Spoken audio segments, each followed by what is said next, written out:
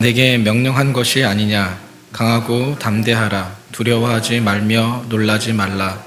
내가 어디로 가든지 내 하나님 여호와가 너와 함께 하느니라 하시니라. 아멘.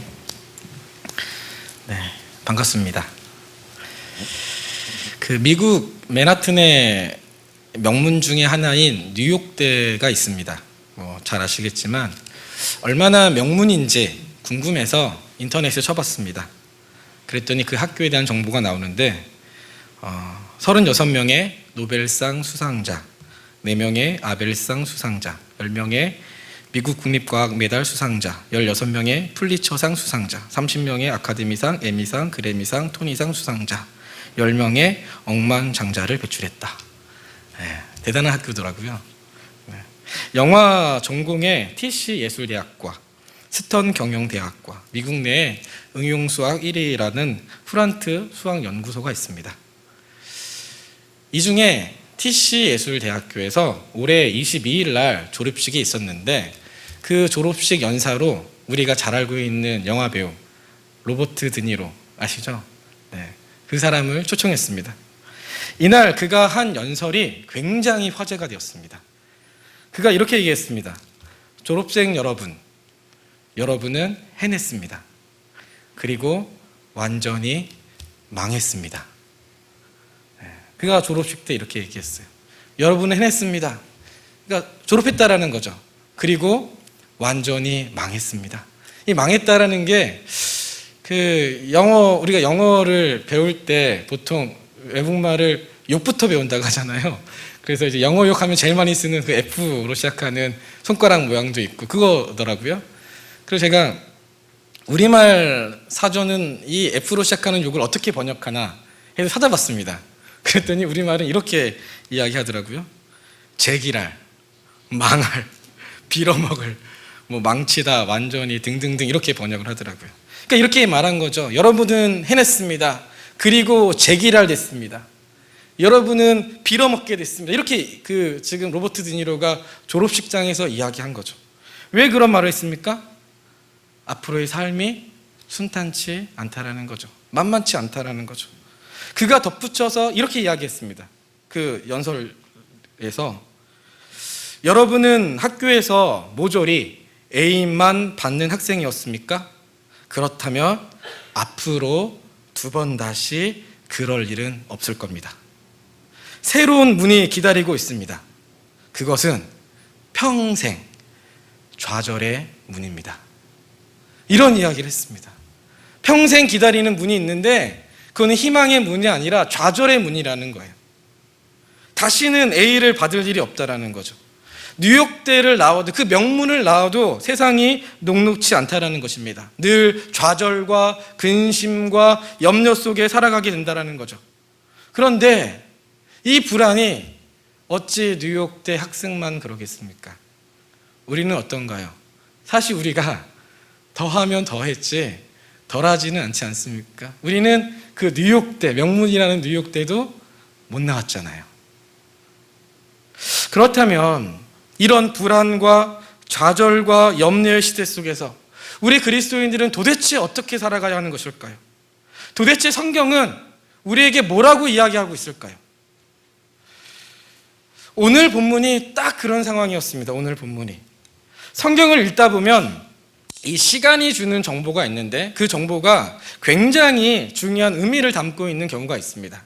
오늘 본문이 그런데 우리 한번 1장 1절 상반절 한번 다시 한번 읽어보겠습니다. 어떤 시간이 지금 주어지고 있는지, 시간에 대한 정보가 무엇인지 한번 찾아서 다시 한번 읽어보겠습니다. 여호수아서 1장 1절 상반절입니다. 한번 같이 읽어보겠습니다. 여호수아서 1장 1절 상반절입니다. 준비 시작. 거기까지. 지금 시간의 정보를 주고 있죠. 뭐라고 이야기하고 있습니까? 여호와의 종 모세가 죽었다라는 거예요. 지금 시간이 주는 정보는 모세가 죽은 후 2절도 마찬가지죠. 내 종 모세가 죽었으니 지금 모세가 죽었다고 성경이 이야기하고 있습니다. 모세가 죽었다. 여호와의 종 모세가 죽었다. 한 사람의 죽음이 그리 대단한가? 이렇게 생각하실 수 있을지 모르겠는데 그렇지 않죠. 이스라엘 내에서 그 모세의 지금까지의 그의 입지, 그의 영향력, 그의 존재감을 생각했을 때 모세의 죽음은 단순히 한 사람의 죽음이 아니었습니다. 그의 죽음은 이스라엘 백성에게 있어서 전체가 무너진 듯한 그런 충격과 어떤 그 파괴력이 있었던 거죠. 그러니까 쉽게 설명해서, 그러니까 어린아이일수록 더 그런 경향이 있는데, 그 부모가 아침에 집을 나서고, 부모님들께서 아이는 집에 혼자 두고 집을 나섰는데 그 길로 돌아오지 못한 거죠. 그러니까 전화가 온 거죠. 딸은 소환이입니까? 네, 맞습니다. 부모님께서 불의의 사고로 오늘 돌아가셨습니다. 그 이야기를 듣는 순간 그 아이의 마음이 어떨까요? 제가 오늘 이거 갑자기 생각난 건데, 찬열이가 집에 있잖아요. 제 아내랑 그러려는 의도는 없었는데, 제가 이제 수요예배 가려고 집에 이렇게 나서는데 제 아내도 같이 손을 이렇게 흔들면서 이렇게 나가는 슈닝을 이렇게 했거든요. 그때 찬열이가 막 그거 있잖아요. 특유의 애기 우는 모습 있잖아요. 입꼬리를 내리면서 막 울려고 하는 거예요. 이제 아는 거죠, 애기도. 근데 좀 더 크면 더 많이 알겠죠. 그러니까 지금 부모가 갑자기 돌아가시면 그거를 듣는 그 아이의 마음이 실로 엄청나겠죠. 그 상실감, 그 슬픔이. 지금 이스라엘 백성이 그렇다라는 거죠. 절대적인 영향력을 행사했던 모세가 지금 죽은 순간이라는 것입니다. 그 모세의 죽음은, 그의 부재는 이스라엘 백성에게 크나큰 어떤 혼란, 염려, 낙심, 좌절, 이런 것들을 가져오게 된 거죠. 이제는 그들이 어떻게 살아가야 되는 건지, 누구를 의지해야 되는 건지, 이런 지금 충격 속에 지금 이런 상황들이 놓여져 있는 것입니다. 불안의 시대가 도래한 거죠. 특히 모세 다음으로 제2의 리더가 된 여호수아는 더욱더 그랬겠죠. 아버지와 같은 모세가 지금 죽었으니까 더 불안했겠죠. 그렇다면 이제 이스라엘 백성은 어떻게 해야 되는 걸까요? 이때 이런 근심과 불안의 상황 속에서 우리의 눈을 사로잡는 구절이 있습니다. 바로 그 다음이죠. 1절 하반절. 우리 다시 한번 1절을 읽어보겠습니다. 1절 다시 한번 같이 읽어보겠습니다. 준비 시작.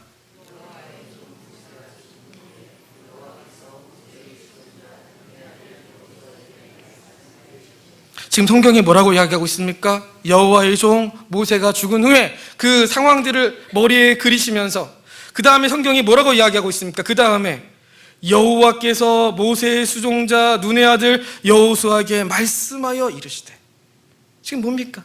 하나님께서 여호수아에게 말씀하셨다라는 거예요. 누가 말씀하셨다? 하나님, 여호와께서 말씀하셨다. 하나님이 말씀이 그런 염려와 좌절과 근심의 그런 상황 속에서 하나님의 말씀이 임했다라는 거예요. 뭐라고 임했습니까? 6절, 7절, 8절, 9절 계속해서 하나님께서 뭐라고 말씀하셨습니까? 강하고 담대하라는 거예요. 두려워하지 말라라는 거예요. 염려하지 말라라는 거예요. 낙심하지 말라라는 거예요. 우리 9절만 한번 같이 읽어보겠습니다. 9절만. 준비 시작. 내가 내게 명령한 것이 아니냐.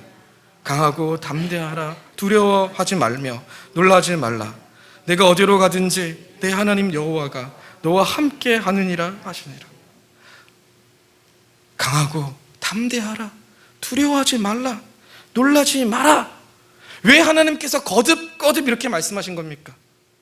이스라엘이 불안해하니까, 이스라엘이 떨려 겁에 질려 있으니까, 너무 근심하니까, 여호수아가 너무너무 좌절하고 힘들어하니까 하나님께서 계속 말씀하시는 거예요. 6절에도 말씀하시고 7절에도 말씀하시고 8절에도 말씀하시고 9절에도 말씀하시고, 내가 함께 할 테니 염려하지 마라.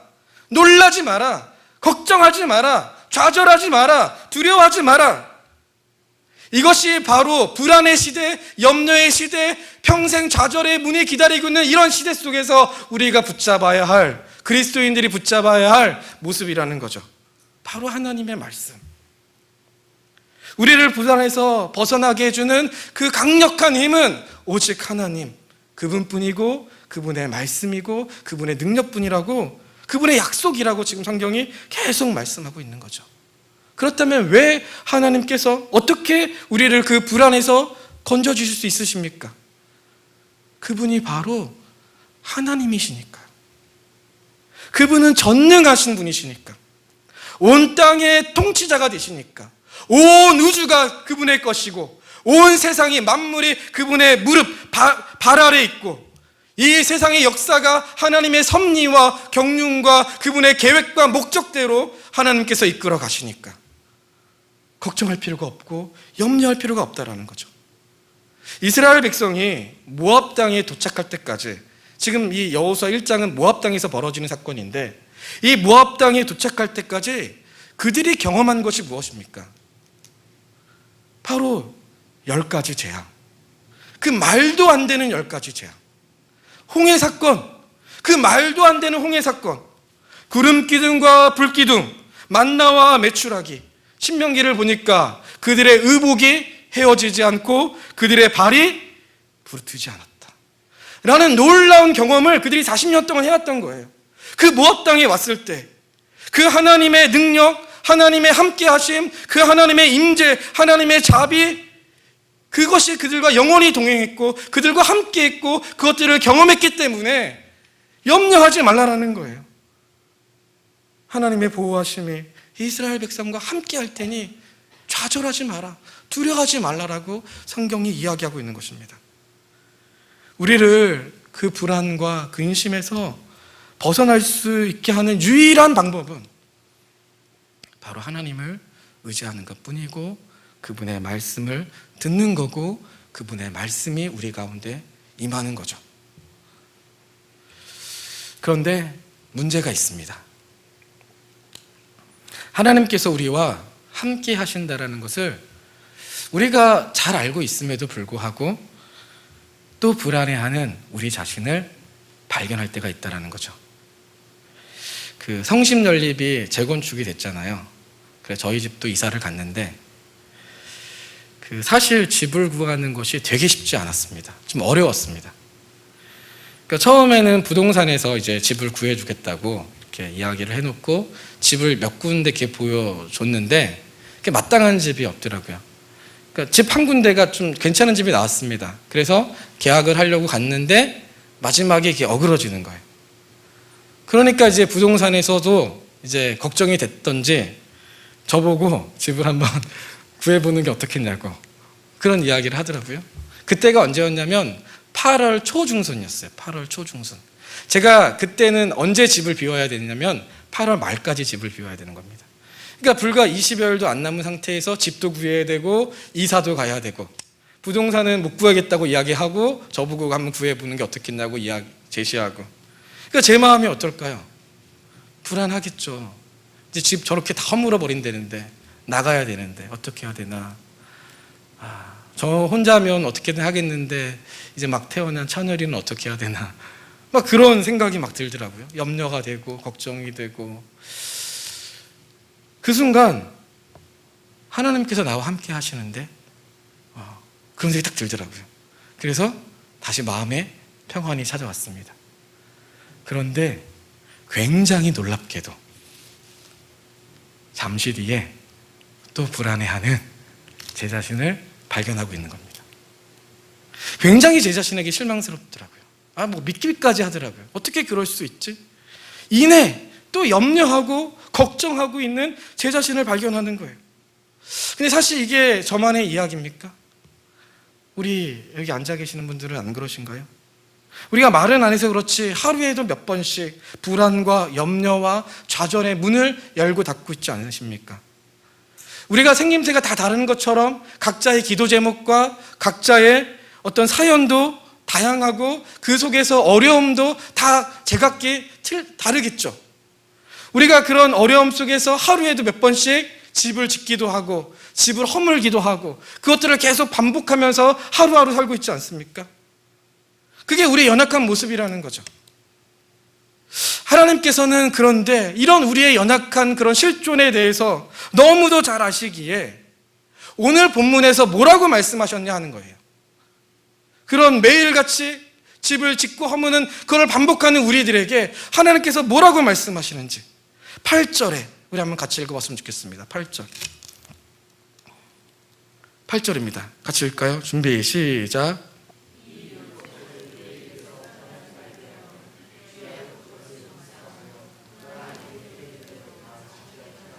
지금 성경이 뭐라고 이야기하고 있습니까? 하나님의 말씀을 어떻게 묵상하라고요? 주야로 묵상하라는 거예요. 그 하나님의 말씀을 내 입에서 떠나지 않게 하라는 거예요. 무슨 뜻입니까? 날마다 계속 한순간도 놓치지 않고 지속적으로 하나님의 말씀을 붙잡으라고 지금 성경이 이야기하고 있는 거죠. 불안과 염려의 시대 속에서 하루에도 몇 번씩 좌절하고 낙심하는 우리의 마음 속에서 그 어둠의 터널을 벗어나게 해주는 것은 하나님의 말씀을 주야로 날마다 지속적으로 우리 입에서 떠나지 않게 하고 그 말씀을 붙잡는 것뿐이라고 성경이 이야기하고 있는 거잖아요. 이것이 중요하다라는 이것이. 시편 1편도 동일한 이야기를 하고 있죠. 시편 1편. 복 있는 사람은 어떤 사람이 복 있는 사람입니까? 돈이 많은 사람? 우리는 보통 돈이 많은 사람이 복 있는 사람이라 이야기하죠. 뭐 재테크에 성공한 사람, 로또에 당첨된 사람, 뭐 승진한 사람, 출세한 사람, 명예, 권력을 얻은 사람, 인기를 누린 사람, 그 사람이 복 있는 사람입니까? 시편 1편에서는 뭐라고 이야기하고 있습니까? 어떤 사람이 복 있는 사람이냐? 복 있는 사람은 악인들의 꾀를 따르지 아니하며 죄인들의 길에 서지 아니하며 오만한 자들의 자리에 앉지 아니하고 오직 여호와의 율법을 즐거워하며 그의 율법을 주야로 묵상하는도다. 진짜 복 있는 사람이 누구냐면 그 하나님의 말씀을 즐거워하며 그 말씀을 주야로 묵상하는 사람이라는 거예요. 주야로. 그 입술에서 떠나지 않게 하는 사람이 복된 사람이라고 성경이 이야기하고 있는 거죠. 불안과 근심의 사슬에서 우리를 건져주는 것은 주야로 하나님의 말씀을 붙잡고 그 말씀이 우리 입에서 떠나지 않게 하는 것, 그것이에요. 우리를 그 사슬에서 벗어나게 해준다고 성경이 이야기하고 있습니다. 그런 의미에서 하나님의 말씀은 주일에만 듣는 것이 아닙니다. 그런 의미에서 하나님의 말씀은 수요일에만 듣는 것이 아닙니다. 하나님의 말씀은 매일 듣는 거죠. 하나님의 말씀은 매일 묵상하는 거죠. 하나님의 말씀은 매일같이 우리 입에서 떠나지 않게 하는 것이죠. 이 험악하고 불안하고 근심이 난무한 세상에서 우리 마음을 지켜주는 것이 바로 이 매일같이 하나님의 말씀을 듣는 것, 그것이 성경이 우리에게 이야기하고 있기 때문에 우리는 날마다 그 말씀을 붙잡고 살아야 하는 것입니다. 그래서 큐티를 강조하는 거죠. 큐티를. 그런데 여기서 오해하지 말 것이 있습니다. 성경을 읽고 묵상하는 행위 자체가 우리를 불안에서 건져주는 것이 아니라는 거예요. 그러니까 성경 많이 읽고 큐티 열심히 하는 거 굉장히 중요하죠. 그런데 성경 많이 읽고 큐티하는 그 행동, 그 행위, 그 자체가 우리를 그 근심에서 벗어나게 해주는 것이 아니라는 거예요. 이게 굉장히 중요합니다. 성경을 많이 읽는 것도 중요한데 그것보다 더 중요한 것은 그 말씀 속에서 누구를 보느냐, 그 말씀 속에서 누구를 만나느냐 하는 것이 진짜 중요하다는 거예요. 그 말씀 속에서 우리가 누구를 만나고 누구를 바라봐야 하는 것입니까? 바로 하나님을 보라는 거죠. 그 말씀을 통해서 우리는 끊임없이 하나님을 기억하는 것이 굉장히 중요합니다.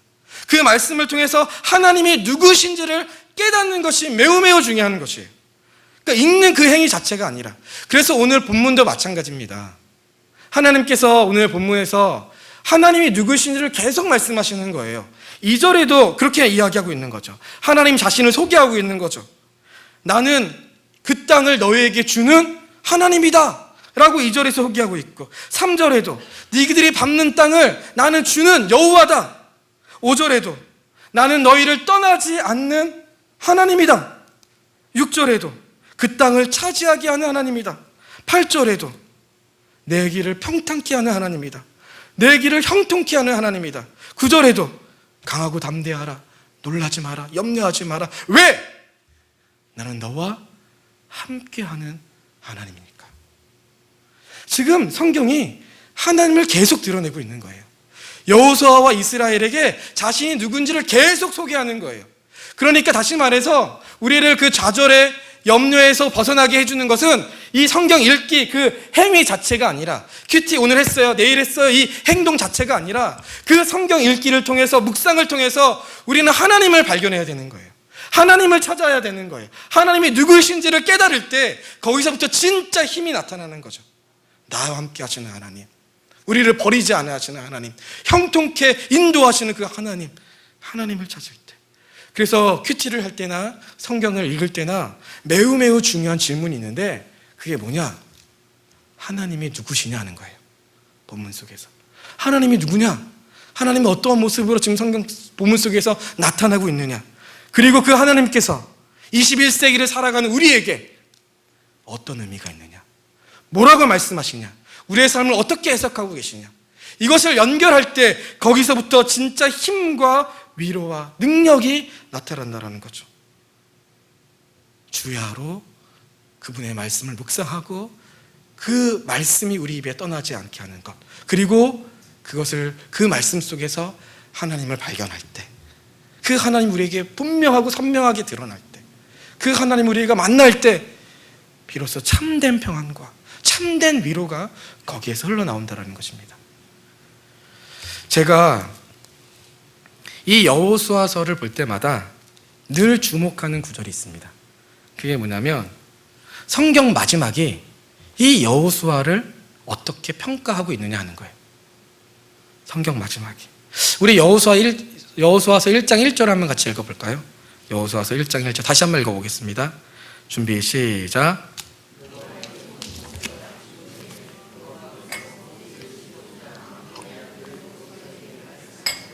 지금 여호수아를 어떻게 수식하고 있습니까? 누구의 수종자? 모세의 수종자라고 지금 그를 이야기하고 있습니다. 1장 1절에. 그럼 여호수아서가 끝날 때 말미에는 그를 어떻게 다시 소개하고 있을까요? 우리 말씀을 좀 찾아봤으면 좋겠습니다.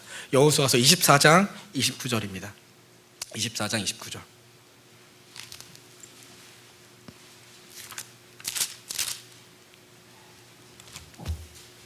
같이 한번 읽어보겠습니다. 준비 시작.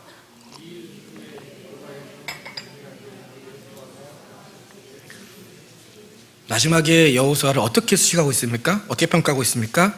여호와의 종 여호수아. 그의 시작이 모세 사람의 수종자였는데 마지막에 그를 여호와 하나님의 종 여호수아라고 지금 소개하고 있죠. 어떻게 그럴 수 있었을까요? 무엇이 그로 하여금 여호와의 종으로 만들었던 것일까요? 바로 하나님이라는 거예요. 더 구체적으로 말하면 하나님의 말씀이라는 거죠. 여호수아는 말씀의 사람이었어요. 어떻게 알 수 있느냐? 여호수아서 23장은 고별 설교거든요. 23장, 24장이 여호수아가 죽기 전에 이스라엘 백성에게 마지막으로 설교하는 거예요. 유언과 같이 설교하는 겁니다. 그때 뭐라고 당부하느냐, 뭐라고 권면하느냐 여러 가지가 있지만 그 중에 매우 핵심적이고 매우 중요한 구절이 바로 23장 6절입니다. 여호수아서 23장 6절. 한번 같이 읽어보겠습니다. 여호수아서 23장 6절.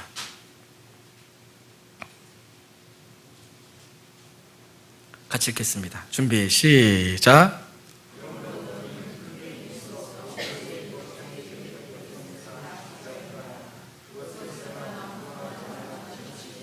아멘. 하나님의 말씀을 다 지켜 행하라. 그것을 떠나 우로나 좌로나 치우치지 말라. 하나님의 말씀을 강조하고 있죠.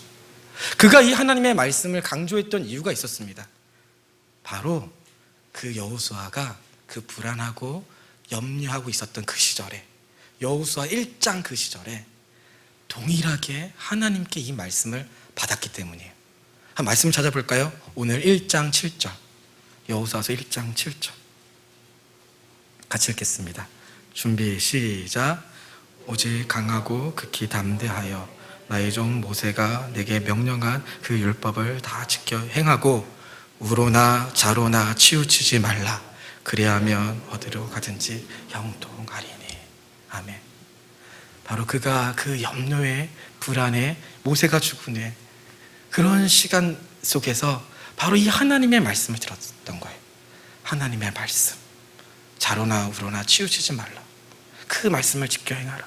그 일평생 그가 그 말씀을 붙잡고 끝까지 지켜 살았던 거고, 그래서 그가 마지막 죽는 순간에 여호수아서 23장의 고별 설교, 자기가 죽기 전에 마지막으로 강조했던 게 무엇입니까?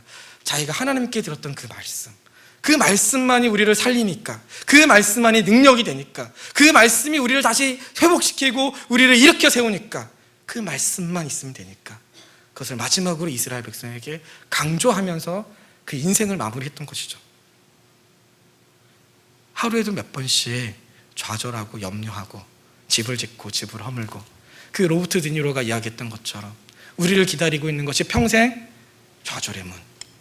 그런 세상 속에서 우리가 살 수 있고 우리 다시 위로를 주고 힘이 되는 것은 바로 이 하나님의 말씀이 우리 가운데 임할 때라는 것. 그 말씀은 주일에만 듣는 것이 아닙니다. 이 수요일에만 듣는 것이 아닙니다. 주의 하루 그 말씀을 묵상하고 내 입에서 떠나지 않게 하는 것, 그리고 말씀을 읽는 그 행위 자체에서 만족하는 것이 아니라 그 말씀 속에서 하나님을 우리가 반결하고 만날 때, 그때 정말 하늘에서 주는 참된 평화를 경험하게 된다는 것입니다. 이것이 오늘 여호수아 1장 1절에서 9절이 우리에게 들려주는 메시지입니다. 우리 이 시간 한번 같이 찬양하고 한두 가지 제목을 따라 기도했으면 좋겠습니다. 우리 앞서 불렀던 우리 은혜샘터 56장 하나님의 음성을 참 가사를 생각하시면서 참 부르시면 너무 좋을 것 같은 게, 하나님께서는 주님의 음성을 듣고자 우리가 기도하면 우리에게 말씀하여 주신다는 거예요. 그 하나님을 찬양하는 노래는 1년 전, 5년 전, 10년 전 과거에 그 하나님께서 베풀어 주신 은혜를 노래하고 찬양하는 것이 아니라 날마다, 아침마다 새롭게 오늘도 우리에게 부어주시는 하나님의 놀라운 은혜와 사랑이 있다는 거죠. 그래서 새 노래도 오늘도 하나님을 찬양할 수 있다는 것입니다. 우리가 말씀 생각하면서 이 찬양 가사 생각하시면서 한번 같이 찬양하시고 우리 함께 기도했으면 좋겠습니다.